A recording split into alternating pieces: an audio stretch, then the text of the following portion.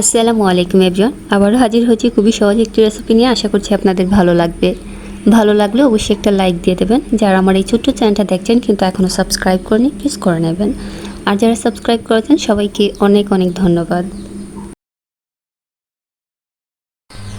আজ আমি মুরগির ঘিলা কলিজা আলু আর ঢেঁড়সের একটি সহজ রেসিপি করব। আশা করছি ভালো লাগবে।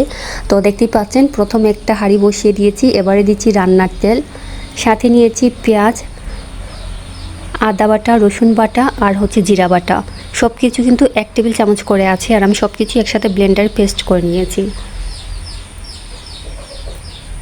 এখানে দিয়েছি তেজপাতা, দারচিনি, এলাচ এবং লং। আমি পেঁয়াজটা ব্লেন্ড করে দিচ্ছি, চাইলে আপনারা কুচি করে কেটেও দিতে পারেন, অসুবিধা নেই।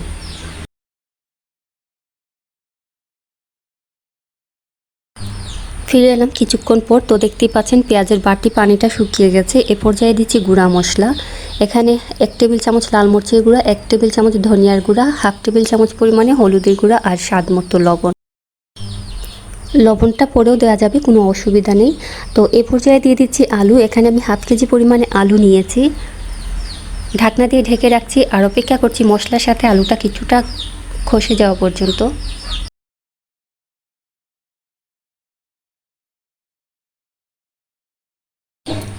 ফিরে এলাম 5 মিনিট পর। এ পর্যায়ে দিয়ে দিচ্ছি মুরগির ঘিলা কলিজা, পাখনা, গলা আর সব কিছুকে আমি খুব ভালো করে ধুয়ে পরিষ্কার করে নিয়েছি। আর এই সমস্ত জিনিস ধোয়ার আগে অবশ্যই একটু লেবুর রস দিয়ে 5 থেকে 10 মিনিট মতো মাখিয়ে রাখবেন। এতে করে যে বাজে গন্ধটা থাকে ঘিলা কলিজার, ওইগুলো চলে যাবে। আবারও ঢাকনা দিয়ে ঢেকে রাখছি আরও 5 মিনিটের জন্য। চুলার আঁচটা কিন্তু শুরু থেকে শেষ পর্যন্ত মিডিয়ামে থাকবে।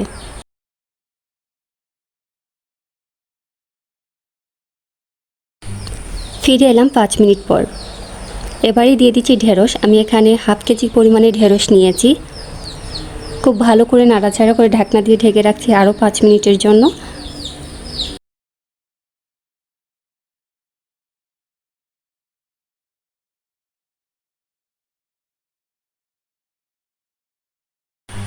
ফিরে এলাম 5 মিনিট পর।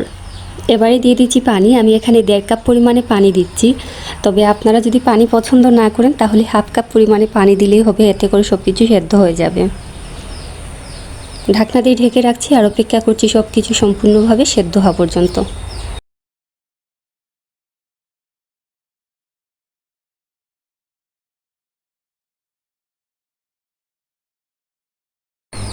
ফিরে এলাম সব কিছু সেদ্ধ হওয়ার পর। এ পর্যায়ে দিয়ে দিচ্ছি কয়েকটা কাঁচামরিচ এবং ধনিয়া পাতা।